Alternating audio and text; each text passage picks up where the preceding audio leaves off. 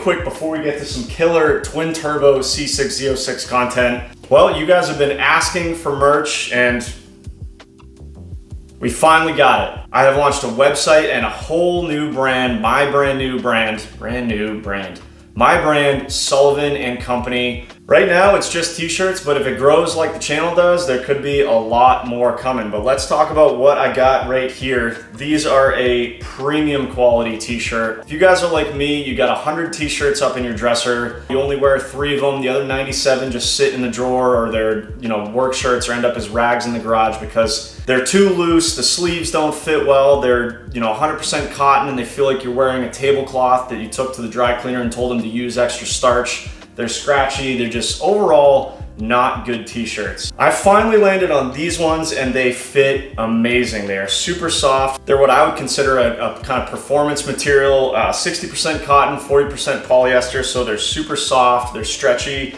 gonna fit tight in the chest, tight around the biceps. The sleeves are gonna fall in the middle of your bicep, not down here, not way up here, and the sleeve is not gonna be 17 miles long. Just the right length. They are super comfortable. Wear them in the garage, wear them out to your local watering hole, wear them to the gym, wear them relaxing on the couch, wear them anywhere. So I got 4 brand new designs here for you guys. The first one is my logo, Sullivan and Company, with the CS initials, loosely based on the All-American sports car logo that we all know and love. Then on the back, we got the logo, and right here where we are, baby, New Hampshire, USA, EST 2025. Of course, I had to put the American flag on the sleeve. You know it. Up next is a shirt inspired by the Blue Cobra. Yep, just needs a clutch. For when you have a car that you think just needs a clutch and it turns out it needs absolutely everything else, you might need one of these shirts and then a cold garage beverage to wash down your sorrows with. So this one is one of my favorites. They're all my favorites. You're probably gonna hear me say that a bunch. I'm fired up about this thing. Looks like a cold, refreshing beverage with a little bit of a clutch spin on it. Sullivan & Co. on the bottom. Beautiful. And this one I think that all of you car guys can relate to. The all-new While You're In There cafe. So I couldn't think of anything better than a While You're In There cafe than a guy lighting money on fire. Because that's pretty much what the While You're In There always ends up doing is, while I'm doing the clutch, I might as well do 2 new motors perhaps, or I might as well do a twin turbo kit while I have the motor out, those kinds of things. Those are the While You're In There mods. They're gonna have you lighting money on fire like this guy. Of course, we got the Sullivan coffee mug, the logo on there. Burning cash since 2025. And then of course, we've got Brotella. Heavy duty automotive content. Absolutely love the CS logo in red and yellow. And then on the back, boom, lot to take in here. Brotella T69.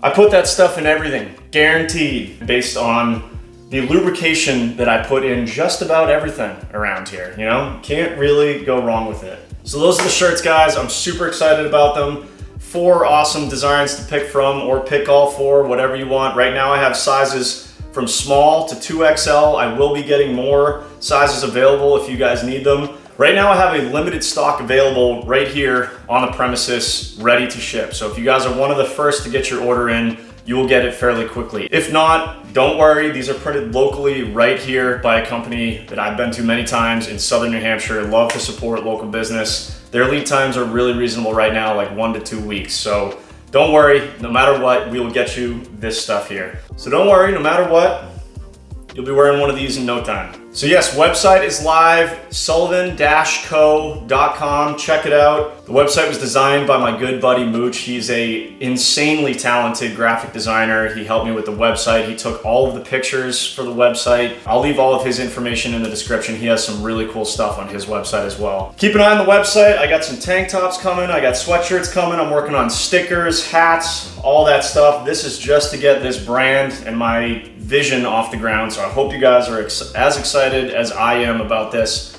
But without further ado, let's make some turbo noises. While we're in there. Nope, not a Mercedes video. Coming soon though, I promise. We're gonna fix this thing. Oh. Hate seeing it like this.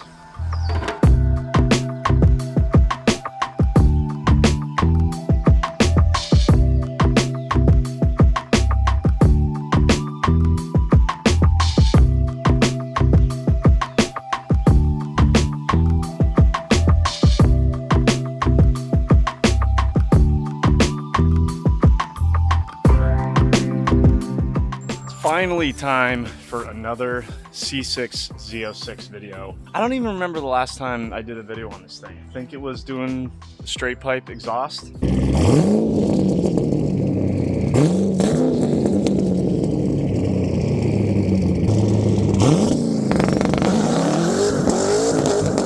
But actually no, it was the alternator. Last summer I put a whopping 12 miles on this thing because the alternator crapped out.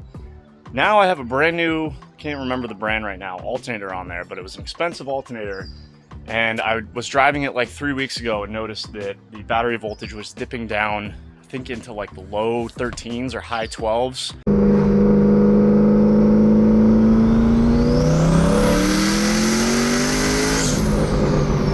At wide open throttle, which is not what you want to see with a brand new alternator. And I think it's probably because of this right here. I've let this battery, if you guys have owned Corvettes, C6s especially, I'm sure the C7s and C8s are probably the same way. You really need to have them on one of these at all times if you're gonna let it sit, which mine sits a lot because they just eat batteries. This thing has died more times than I can count, and I always figured that because it could start the car, it was probably fine, but my guess is this battery is toast. And it's been in the car since I owned it, which is 2016, so 8 years now. No, math is hard. 9 years now, and God knows how old it was before that. It's possible it's the original battery from 2008, but we'll see once we pull it out of here. But anyways, before I kill my brand new expensive alternator, I think I'm gonna do a brand new battery in this thing. I already got one ordered at the local store, so I need to get this one out to get the core charge. God, this horsefly eating me alive. Then we can get it back here, install it, and then this thing is getting a wash ASAP. The reason it's been sitting outside here, you know, next to the garage, is because I've been working on the Lightning for 2 weeks and I'm just out of garage space. So this car got the boot. It's been sitting outside. It is more than deserving of a wash.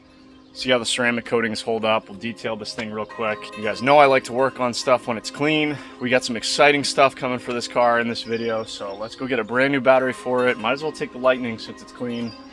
Clean this thing up and hopefully get all that done and back here before some storms move in? Question mark that we're on the forecast? I don't know, let's grab some tools, get that battery out, get to work.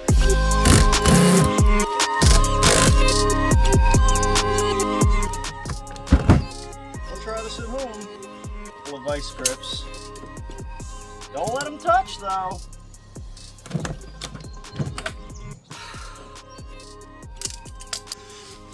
Alright, looks like it's from, I guess that'd be November of 2013 if that is a date code. So not original to the car, but 12 years old. Probably time for this thing to be replaced. Alright, let's go to the store before they close.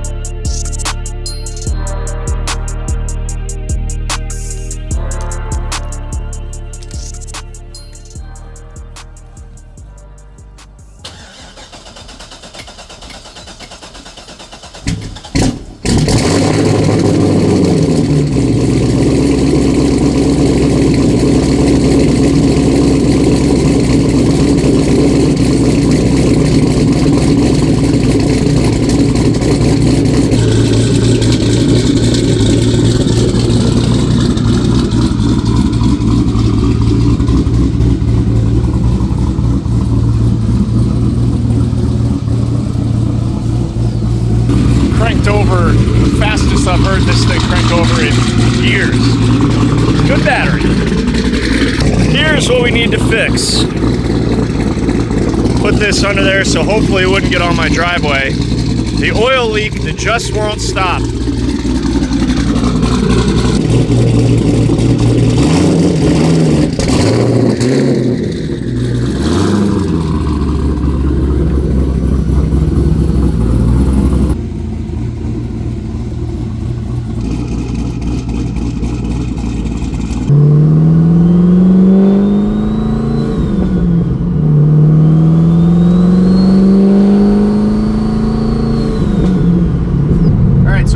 This video is to make this car as 100% as I can. It has an oil leak that I have tried to solve a bunch of times, and we'll talk about that in a second. And coincidentally, that oil leak is really hard to get to with the way the transverse leaf spring works in these cars. So I thought while I'm in there, really wish I was wearing that shirt right now. What if we did a set of coilovers? So I got something for that too. And then maybe if we have time, and maybe if I can get those Corsa mufflers to work, we can do something about this.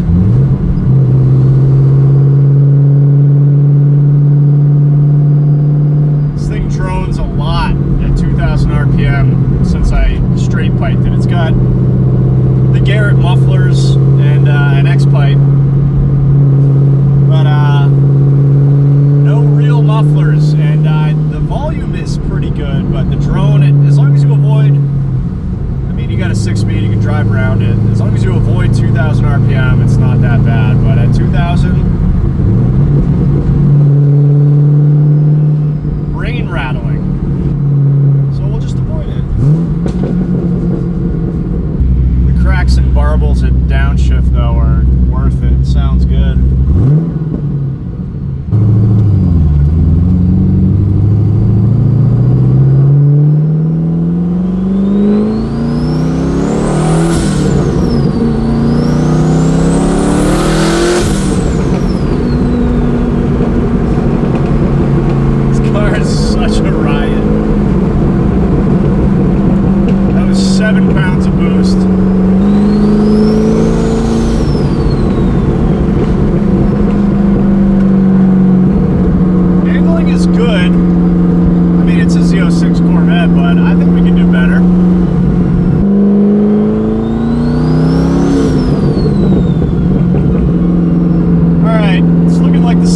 Could open up at any minute, which would suck because we just washed this thing. So let's go get to work.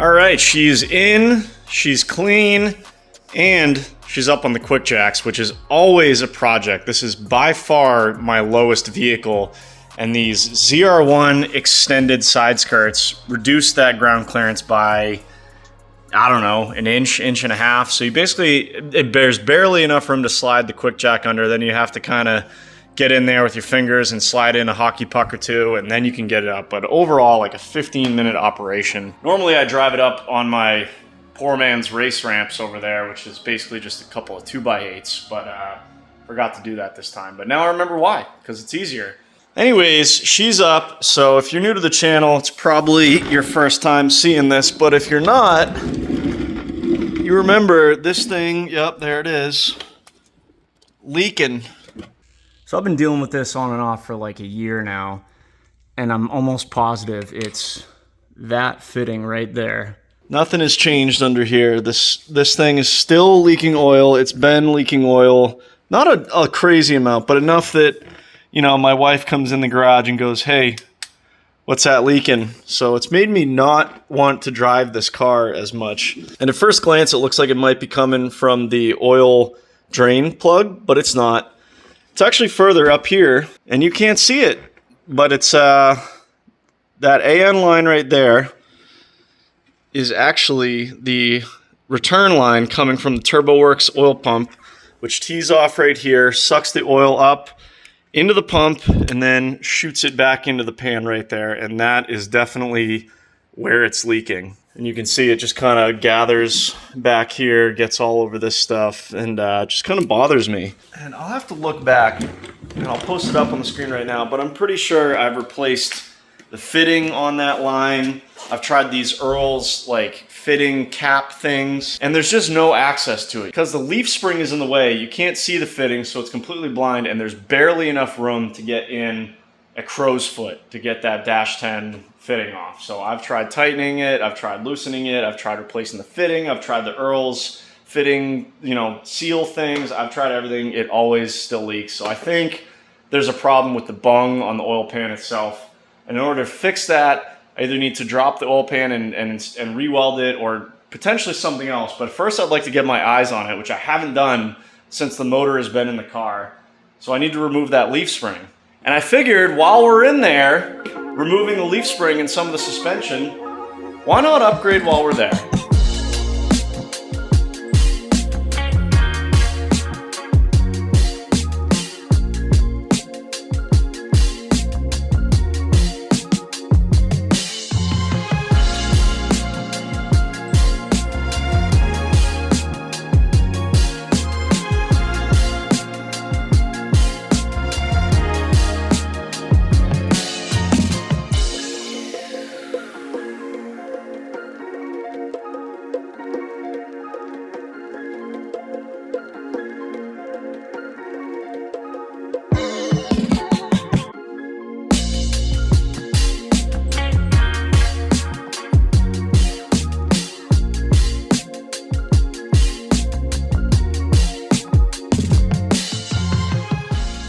Yep, just another day in the garage here. Another wild case of while you're in there. Shirts are live on the website. I gotta go get one. I'll go get one in a second. I've been thinking about doing this for a long time with this car because it's been leaking oil, and I knew that I had to remove the leaf spring to figure out why it was leaking oil.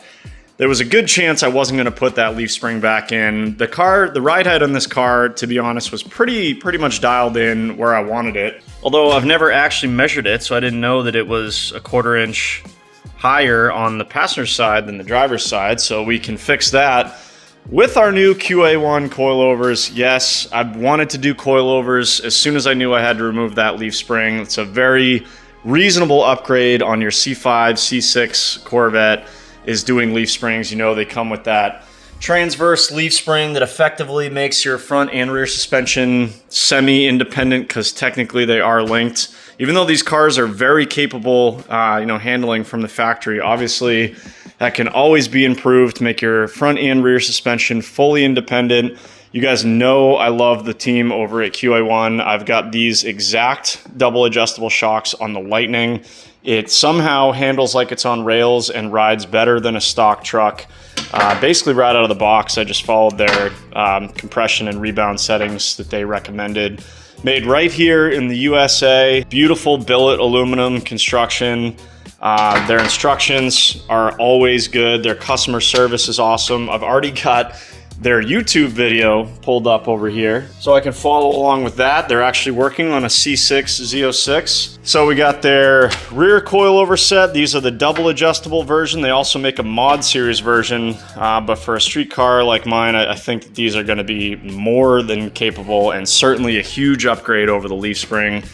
And then same thing up here with the fronts, same shock body, slightly different bottom piece there. And I think we went with the 450 pound springs, which should be, again, good for a street car / weekend warrior. So up first is disassembly.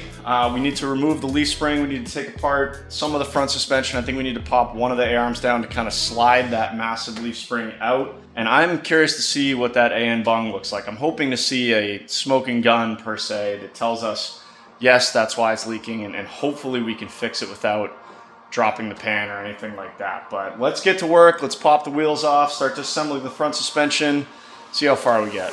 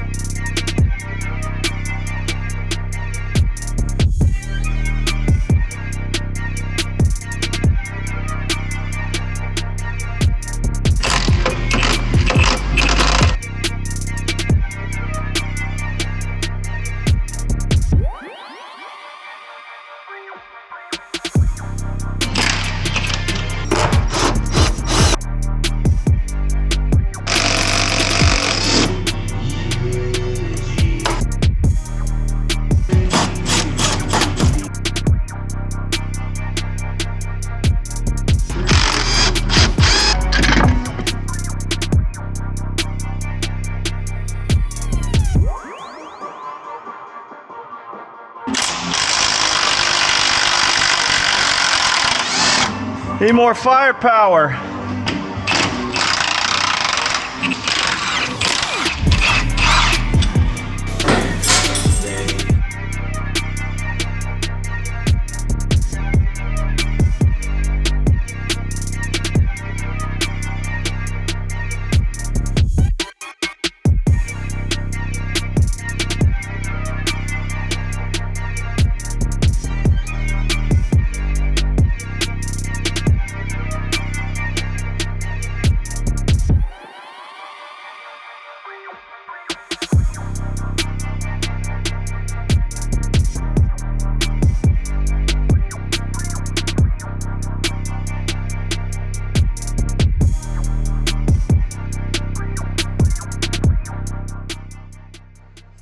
Yep, that is definitely where our leak is coming from, but I think we already knew that. But look at all this space. The leaf spring used to take up this whole thing. This is the first time I've actually been able to see this fitting since this motor has been in the car.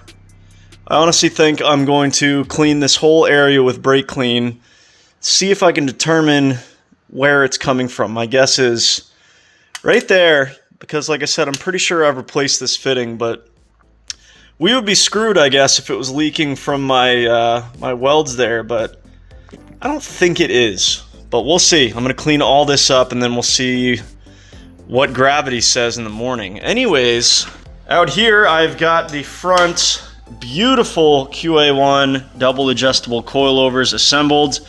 Put it next to the factory C6 Z06 stuff here. So this is the leaf spring that's found in the C5 and the C6. I'm honestly not sure about the C7. And basically this thing is mounted upside down like this in the car. So you can see it's got this big arch to it. And it's pinned in the center there and there. So you can imagine if it's totally flat or forced to be totally flat, with each end pushing down on this pad here, that is the spring that kind of forces your front wheels down, and then when the car sits on it, you know, then it's gonna sit where it's supposed to. So this basically does the job of these springs in the aftermarket setup here.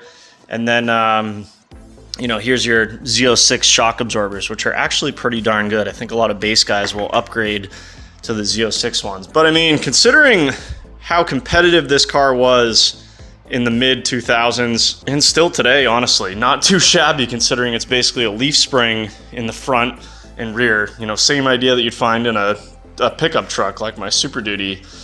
You know, those GM engineers know how to get every last bit of performance, stuff it all in the original LS7, and then save some money on suspension. But of course, if you've got a coilover setup, we no longer need the leaf spring, which is a great setup for me, obviously, because now we can have better access to that drain, but it's obviously a much better performance option as well. So these are fully assembled.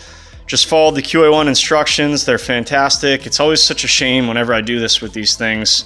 to just absolutely coat them in anti-seize, but I've done coilovers before where you don't coat them, and they tend to seize up and gall up, and it's the right move. We can clean them up once we get them in the car, but they are gorgeous. So these are the 450-pound springs. So I followed their instructions for about a 2-inch drop, of course, which is going to be fully adjustable once it's in the car, but we don't need any spacers or shims or anything like that. So these are ready to go in. These are going to pinch right here where it comes through the factory body here. Other than that, should be just pretty much reverse of removal. Getting out the leaf spring honestly wasn't bad. Just undid the A-arms here, undid the sway bar end links, everything dropped down, and then the sway bar, once I unbolted it, pretty much was able to shimmy and slide out. No big deal. Finally got to use my new Vevor 3-ton aluminum hydraulic jack. If you guys are watching or were watching the first Lightning video, you know that my old Harbor Freight jack finally failed, could not lift the truck anymore. So this is actually the jack that I used to get that truck off of jack stands. I needed another big jack. This one is gonna do 3 tons or 6,000 pounds for all you math whiz out there. Fully aluminum, so it's not terribly heavy. It's got dual cylinders, grab handles here, so it's going to be easy to move around. And it's, I mean, me personally, I like the yellow and black. So there'll be a link for this jack in the description. Vevor's got a ton of jacks. You guys know if you've been on the channel, they got a ton of stuff for the garage. Pretty much everywhere. So check them out. Link will be in the description. But right now, let's get these front coilovers installed.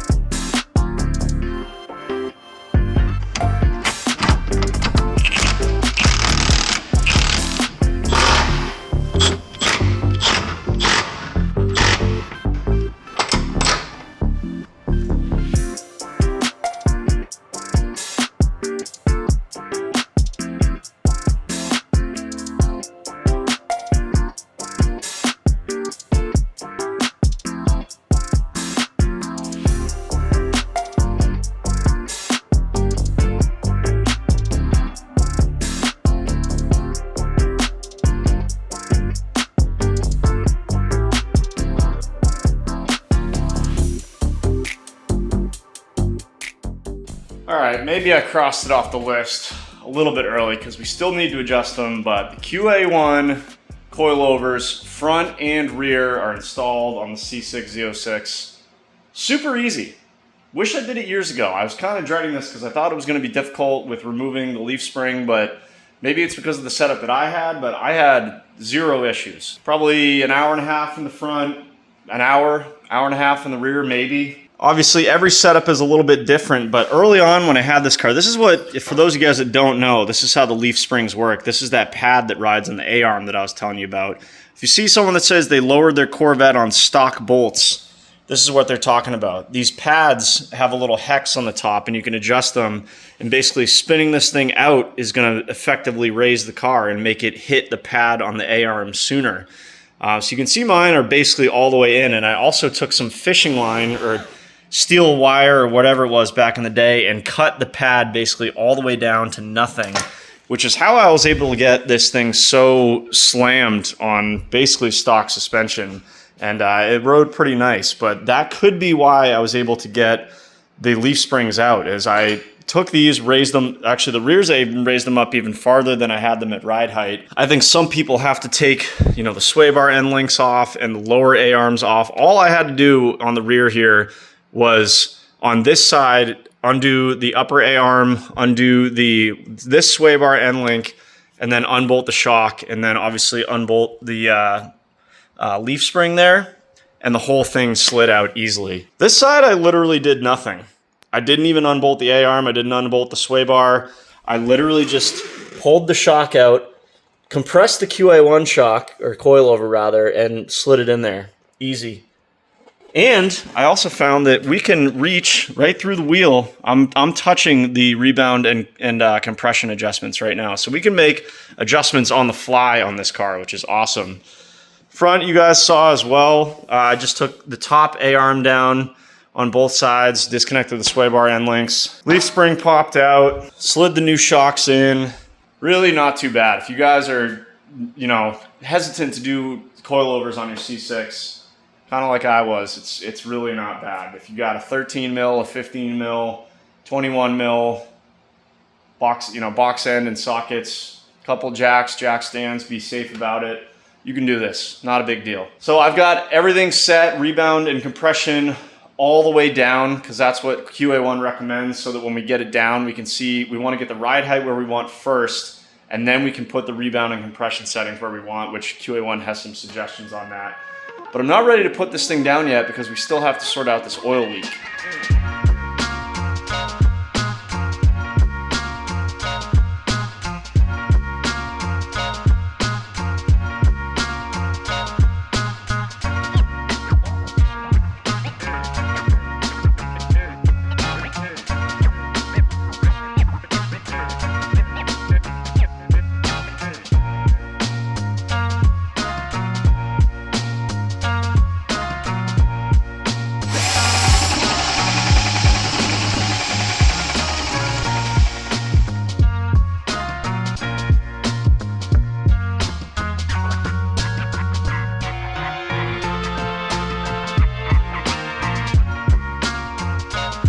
Oh, perfect.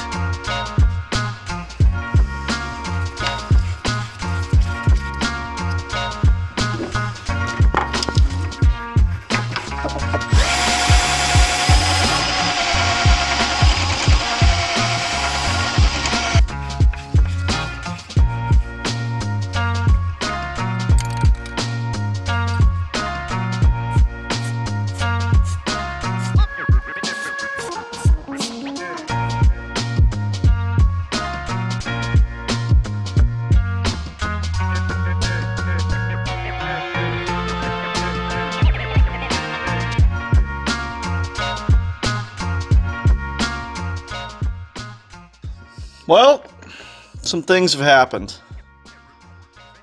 I think we've got a fully restored dash 10 oil pan return, turbo return fitting. Wow, that's a mouthful. Anyways, I think we fixed that area. I'll put up a before and after, and hopefully you guys can see the damage that was on the oil bung there, the dash 10 bung. I think we've repaired that with a tool that just came, which I'll show you in a second. And while I was under here, I, for no reason at all, because I'm pretty sure I welded it inside and out, but I thought, what if the leak was caused by not the fitting itself, but maybe a pore or a pinhole in one of my aluminum welds, because this is a used LS2 oil pan that I got, and it's incredibly difficult to weld cast aluminum, especially cast aluminum that's just absolutely impregnated with oil like this used oil pan was. So I started questioning my weld, so I said, hey, just to be sure, why not slap a bunch of RTV on there, or not RTV, JB Weld, and we can make sure that this thing hopefully doesn't leak again. Clean that up, and then just gave this thing a quick coat of Ford satin silver, because that's what I had. So hopefully with all that, this thing no longer leaks. And if it does, we're removing the oil pan, getting a brand new one, and welding a brand new fitting on there because I am done messing with it. But here's the two tools that I got. I had to modify both of them to fit in the tight space down there between the steering rack and the power steering cooler and the K-member and all the other stuff. But this is from Cool Tools, not sponsored. I actually was researching this last week. AN fitting repair, just as a last ditch effort before I pulled the oil pan to do everything that I just described, and found out that this thing exists, which is basically an AN fitting lap tool. So you can see this is the surface that it's dirty because I just finished doing this, but this is the surface that goes up against, this is like a sanding surface or a lapping surface that goes up against the sealing surface on your damaged AN fitting. You run it in a drill, back and forth, 5 to 6 passes. And it's basically the equivalent of a valve job, but for your AN fitting. So we have basically ground down and redid the fitting on our dash 10 bung there. And the way it works is this guide, I guess you'd call it, threads onto the fitting. Then the lapping thing goes in here. You hook that up to a drill. It's hard to show you with one hand, but then that spins it around a bunch of times. And hopefully refinishes your surface there. You can see it was tight up against the oil pan, so I had to remove a whole bunch of material to get it to thread on correctly. And then I also bought like a 12-inch drill extension thing, which I had to cut like 6 inches off of, and then had to grind that down to fit into my 90-degree drill chuck here. So I had to modify both of these tools that I bought. This one was about 80 bucks. The extension was like, I don't know, 15 or something. Had to immediately destroy both of them, but I think that it worked. I think we were able to successfully repair our AN fitting. We're about to find out. Not at all sponsored by Cool Tools. I don't even know if it works yet. We'll find out, but that is definitely a pretty cool tool. I don't know. I paid for it with my own money. Even if it was $100 to do all this, if it saves me probably a full day or more, like 8+ hours of removing the oil pan, welding on a new fitting, and then putting everything back together, I'm totally cool with that. So let's get the return line back on. I've inspected this for any damage. It looks totally fine. Let's put it all back together, double check the oil level, start this thing up, and then check to see if we have any leaks.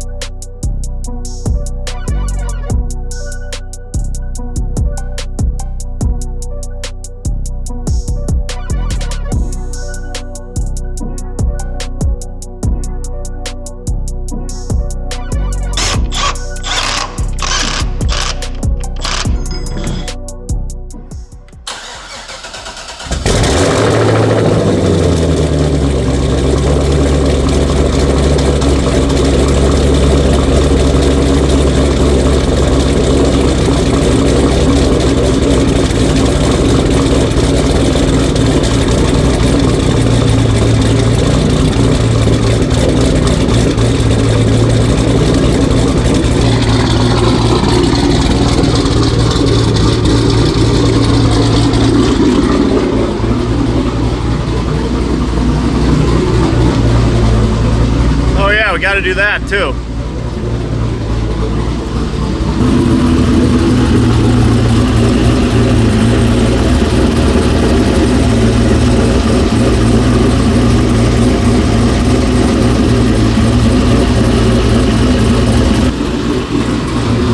Well, we don't see oil gushing out, so that's a good sign, but I feel like it really only leaked before when it was nice and hot. So let's let this thing warm up, let the oil get nice and hot, and then we'll let it sit for a little bit, and we'll keep an eye on that fitting.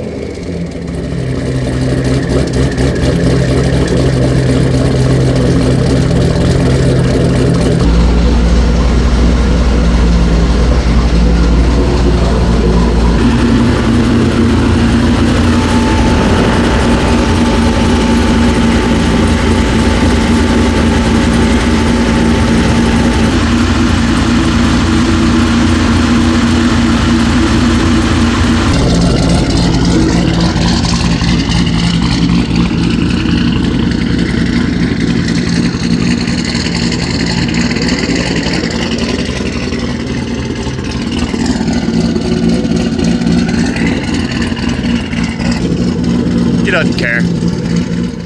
15 minutes later. Still leaking. Not terribly though, and it seems like what would cause it to leak right there? It's not leaking at all up here. And it's certainly not leaking from the weld area. It's like it's leaking between here somewhere. Is that a bad AN fitting? Is it possible that all the tightening and loosening and those Earl's fitting adapter fixer things over the years damage that fitting? Do I try putting one more AN fitting on this thing? Do I even have a straight dash 10? I don't think I do.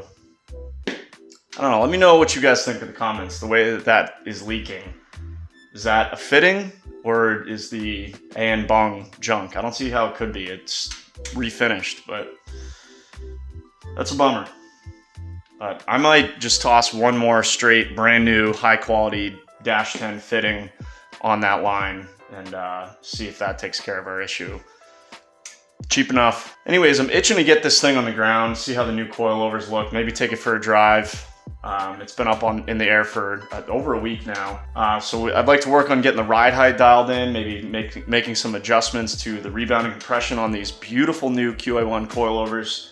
But while this thing is up in the air, but now I have to wait till it cools off, I put, I think, 3 or 4 wideband sensors in this thing. And I think the reason is because I keep getting them on eBay and they're certified Bosch OEM, but you know how that goes. They're probably knockoff China junk. So of course I hit up my friends at Holley and said, give me a certified high quality Bosch/AEM 4.9 LSU wideband sensor. And you know they came through. So I'd like to get this tossed on there if and when the exhaust cools down. Why is that so short? Are they normally that short? That's what she said. Yeah, I think they are. Never mind. In the meantime, I think I'll work on the Marauder. So got a video coming on that real soon as well. But yeah, let's get this sensor in, get this thing back on the ground, make some adjustments to the ride height. See how it drives.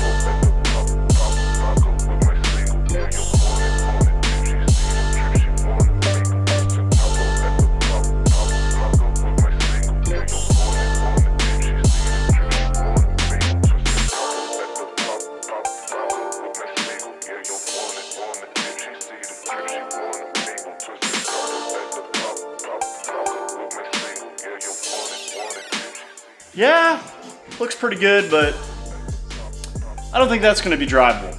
Bring it up a little bit.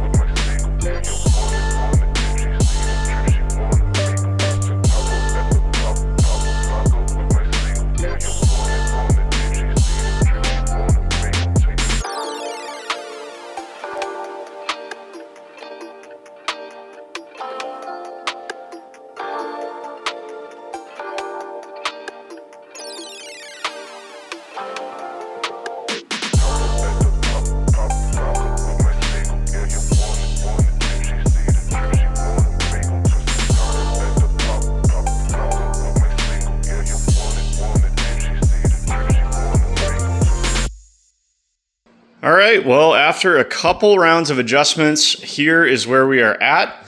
And To the naked eye, it looks exactly the same as the way it drove in here about a week ago, and that's because it pretty much is. I've got it about a 1/4 inch higher on the left side, which basically leveled it out. And I mean, that was the goal. The goal here was never to lower the car further. It was already as low or lower than I wanted it on the stock suspension with the bolts lowered, and I cut the pad off and all that. Already a pain in the butt to get the quick jacks under there. The goal was improved handling and improved handling capabilities with the double adjustable coilovers, and of course, better access to my oil or my turbo drain line so that hopefully we could solve the oil leak issue. We did that while we were in there. Finally got the shirt on for this video. So right now I have done my best to settle the suspension. I've been kind of jumping up and down on the front and the rear, and this is exactly where I would want it. My fear is that it's going to settle a little bit more when we drive it. I have been there before with the 69 Camaro. It was exactly where I wanted it in the garage. Got it about a half mile down the road, and I couldn't even turn because it was rubbing so bad once the suspension settled. So I'm gonna take this thing for a quick test drive, and we're gonna make sure that it doesn't do that. But I would not be surprised if we don't have to come back in here and raise it up just a hair to get it to maintain this level, after being driven. Yes, I did torque my wheels, and these are the settings that I went with. These are QA1's recommendations based on your driving style or your desired driving style. I did, I think, 10 clicks on compression and 12 clicks on rebound. So just an overall handling improvement, and I'm excited to see how this thing rides. So let's check it out.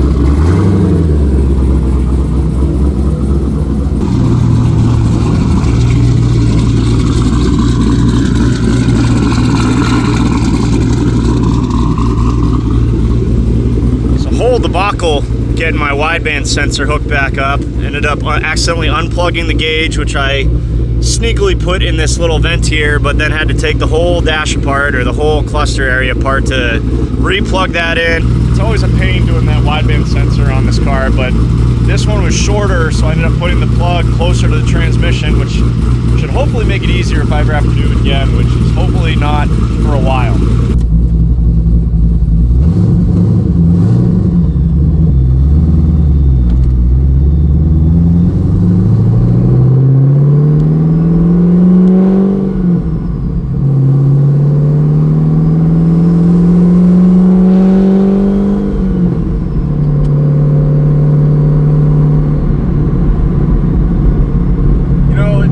Hard to hear if there's any suspension problems in a car like this because it's so loud, but I don't hear anything yet. Nothing rubbing.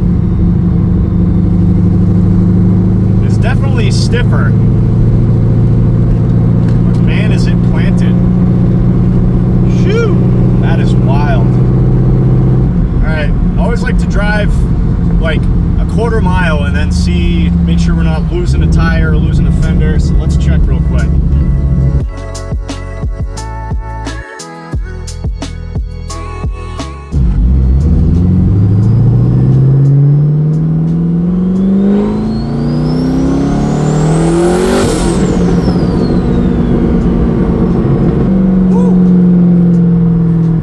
All right, took a little break there, went back to the house, made some coilover adjustment. Well, coilover adjustments in the rear, lowered or raised it up a little bit. It almost seemed like the rear was lower than the front. Also did a little bit of compression and rebound adjustment, and we'll see how it looks after a couple miles here.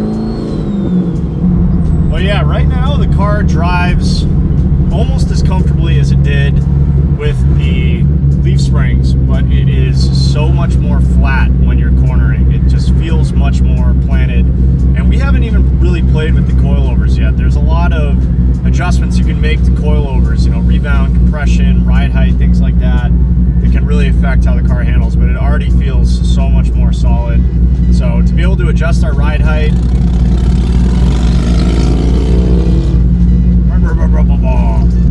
Took 5 minutes to raise up the rear.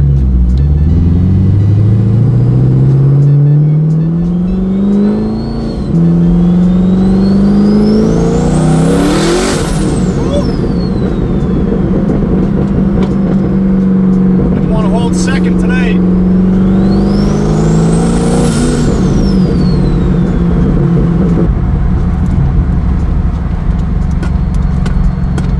Yeah, see, the car is now way out. I mean, it does in factory form, but I'm getting thrown around in here because it's so planted and flat, which the C6 seats are awful from the factory. But this thing it's on rails. I love it, and it's still super comfortable. It's not clunking around. If you guys have had cheap coilovers before, you know exactly what I'm talking about. This is not that. These things are planted, no knocking. On the drive here, I totally even forgot that I did this project. It still feels as comfortable as stock, and I bet you if we cranked all the rebound compression settings all the way down, it would ride better than stock.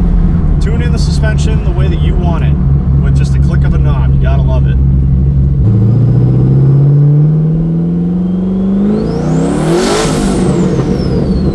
Let's get some heat in those tires. These are Toyos from 2017, so probably time to replace them anyways.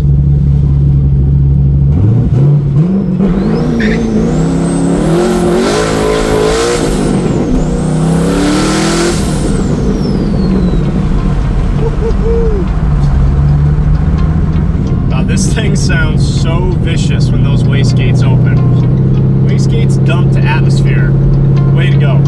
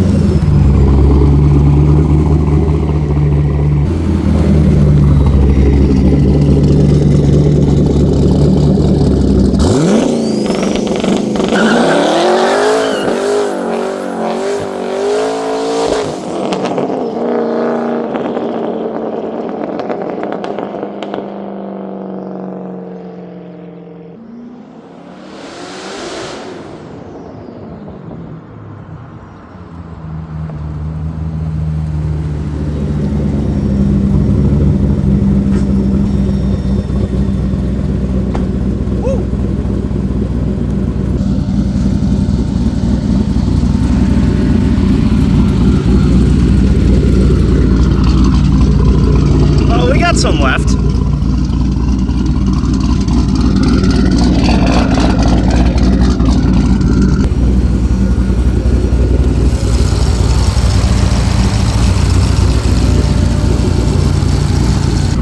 You know, I really wanted to do like a smoky 4th gear burnout to celebrate 100,000 subscribers, but if you guys have had a drag pack before, you know that I have the TPMS sensors in a PVC tube in the trunk, and I guess the air came out of it over the winter. So basically the car thinks that it has 4 flat tires, so it won't let me turn off active handling completely. So as soon as you touch the brakes and the gas at the same time, it'll cut out. So regular burnouts will have to do for now, although I can't seem to hit second. Tried twice, not sure. It's locking me out for some reason. Maybe I'm just rusty, I don't know. But she certainly lights them up in first. Sounds insane. Ride height. It might actually be perfect where it is. I like my cars level, or maybe even just a little bit lower in the front, and I think we nailed that now. I brought the rear up just a little bit. I don't see any signs of rubbing or cutting or slicing or anything like that. Man, this thing is sitting perfect, riding awesome. Oil temp's nice and hot now. I guess tonight we'll see if we got any oil spots in the garage. We'll see.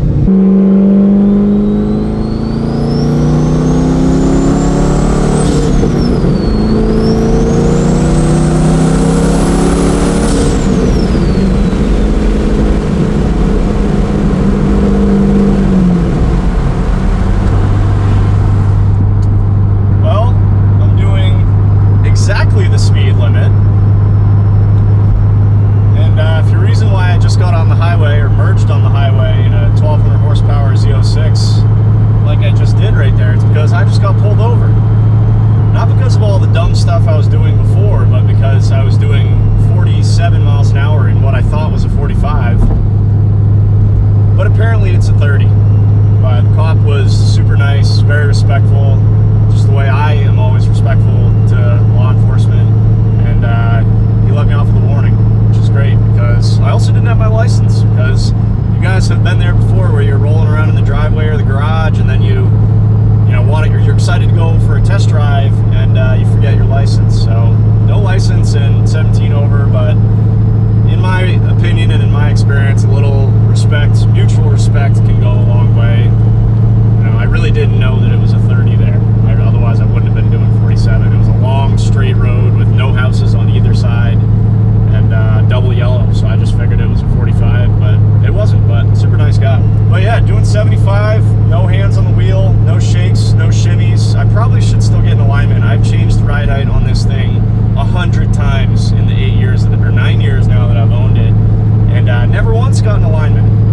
But I usually blow through tires before it matters. So, and it's a beautiful night for a cruise. I'm just happy to be out here. I wasn't even mad when I was pulled over. Cop asked where I was going or where I was coming from. I said absolutely nowhere, just out driving. L-I-V-I-N, living.